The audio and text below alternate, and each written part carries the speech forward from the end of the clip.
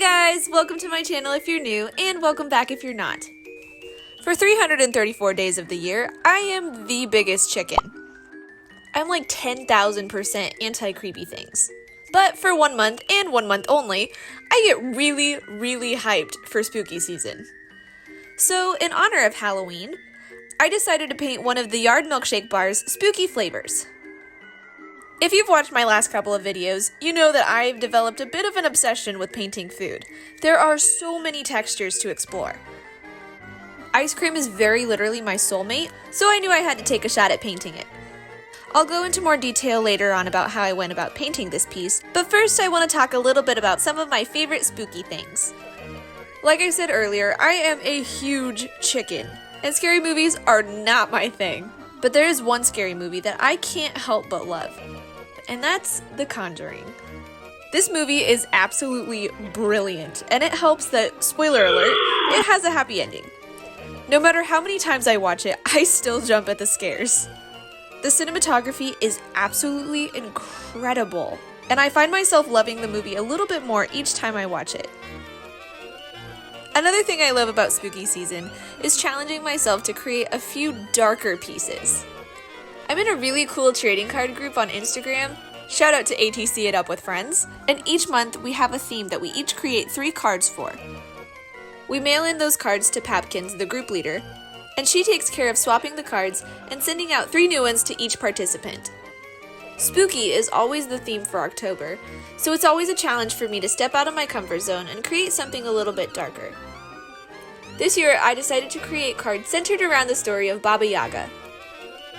Funny enough, my cards for our yearly auction ended up turning out spookier than the cards for the actual spooky theme. I'll throw up a few cards on the screen for y'all to see, and if you're interested in seeing the others, be sure to check out my Instagram. I'll leave the link down in the description. Going back to the theme of movies, I really love Tim Burton stop-motion movies. Stop-motion really isn't my favorite style of animation, but I do have a really great appreciation for it.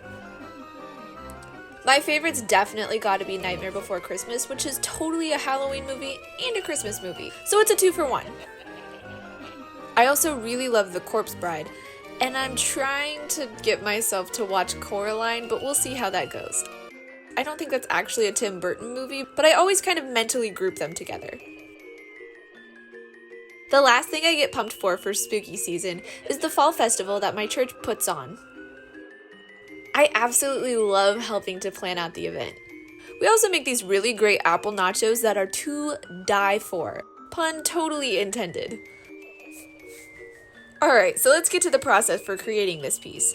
The process was actually pretty simple. I started with a light sketch to map out where each of the elements would be. I always try to sketch pretty lightly so I can erase and move things around if I need to. I then began painting the jar of the shake. Vanilla is definitely one of the hardest flavors for me to paint. Mixing a vanilla color is deceptively hard. Too much white and it looks desaturated and gross, but too much color and it no longer looks like vanilla. To mix this particular color, I started off with a creamy yellow, a touch of red and green, and gradually added white till I was happy with the shade. I tried to keep the texture relatively flat on the actual milkshake part to keep it from looking chunky. Just a couple of little bits and bubbles here and there to break up the shape a little bit. Editing alley here. I'm now realizing that the ice cream in this milkshake is, in fact, cookies and cream, not vanilla. So there definitely should have been more speckly cookie texture in it. Moral of the story, pay attention to the flavors, man. It'll save you a lot of time and a lot of trouble. Moving on, I started in on the hot fudge. A streak of hot fudge is very dark in the center line, but fades into a lighter, more saturated brown at the edges. I wasn't fully successful in recreating this effect, but there's always next time. Next up was the green marshmallow around the ring of the jar. It's a very eye-catching sea green color, and was a lot of fun to mix. At this point, I also get a base color painted for the whipped cream. Painting whipped cream is, not to be dramatic, the bane of my existence. So delicious to eat, and so soul-crushing to paint.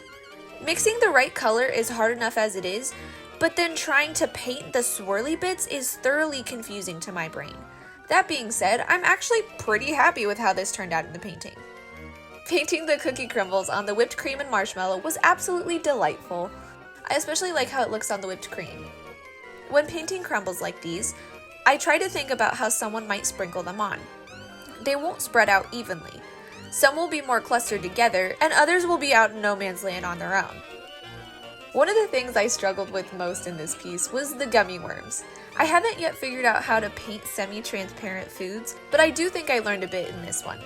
I also added a little smiley face on one of the worms just for fun. Painting the cookie dough gravestone and the candy eyeballs was a ton of fun for me.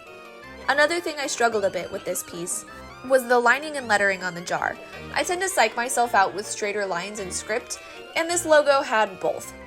But overall, I'm actually really happy with the result. I had to go over the D a little bit on Yard because I painted it a little too close to the line. Thankfully, I had enough of the milkshake color left over to just kind of layer it over the top. This illustration was purely a joy piece for me. I really just needed an afternoon of painting for fun. And it filled out another page in my sketchbook. I am getting so close to finishing this sketchbook. So you know what that means? Sketchbook tour. Anywho, thank y'all so much for watching. Let me know if you'd like to see more of these mini sketchbook sessions, and if you have a favorite dessert you'd like me to paint. Make sure to hit the subscribe button and the bell icon so you don't miss out on my uploads. Toodles!